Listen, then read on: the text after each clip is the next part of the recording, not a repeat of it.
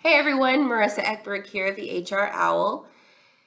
So for the past 2 to 3 months, we've all been talking about layoffs and reduced work schedules and furloughs and other ways to cut back in response to the unexpected and fast-moving impact of the COVID-19 pandemic. But now we're starting to shift our focus onto what's next. We need to prepare now for getting back to business and getting our employees back into their jobs. Right now, as some states begin to lift their various shelter-in-place orders, employers are considering how to reopen their businesses. Whether your workforce was able to work remotely during this period or if they were laid off or furloughed, the transition back to work is going to require a lot of planning and a lot of strategy. So I wanted to talk about some things that I think employers should know or should be considering during this time. Depending on if your workplace is opening completely or if you're doing a more phased approach, the first step is really to determine who comes back and when. This means you're going to be identifying your essential employees and planning out the return to work schedule from there so that not all employees are brought back at the same time. Keep in mind that if you're not recalling all of your employees, you're going to want to ensure your practices for determining who to recall don't discriminate against any group.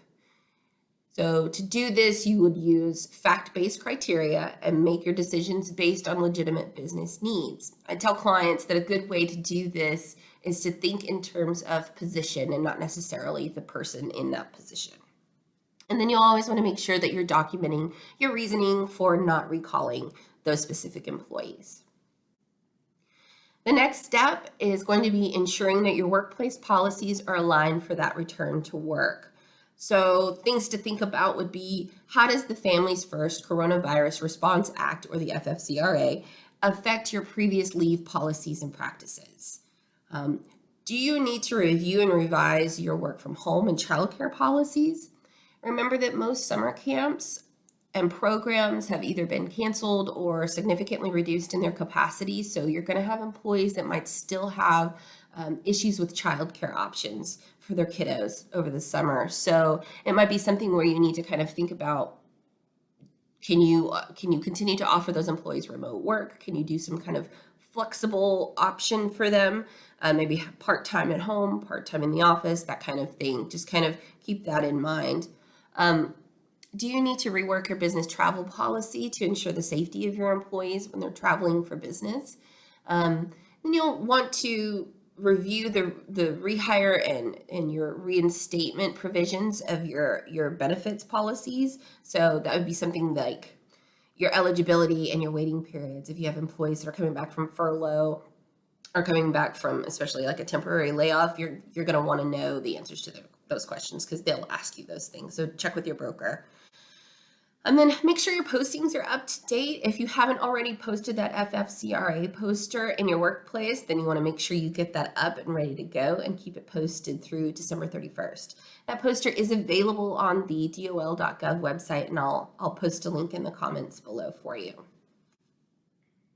And then once you've established who's coming back and when, and you have your policies updated, you're ready to begin making your offers to return to work. I highly recommend putting these offers in writing, especially if you're seeking that loan forgiveness through the SBA loan for that Paycheck Protection Program. Our guidance from the SBA and the Treasury Department suggests that if a business makes a good faith written offer of rehire and the employee's rejection of that offer is documented by you, the borrower, then the employee can be excluded from that CARES Act loan forgiveness reduction calculation. So make sure that you're documenting it because it could help you in that when you go to apply for your loan forgiveness is all that that's saying. Important to note here is that employees that reject offers of reemployment may also forfeit their eligibility for continued unemployment compensation. So that's kind of a tough conversation to have with employees, but I have seen employees saying, no, I'm going to stay on unemployment. I actually make more on unemployment.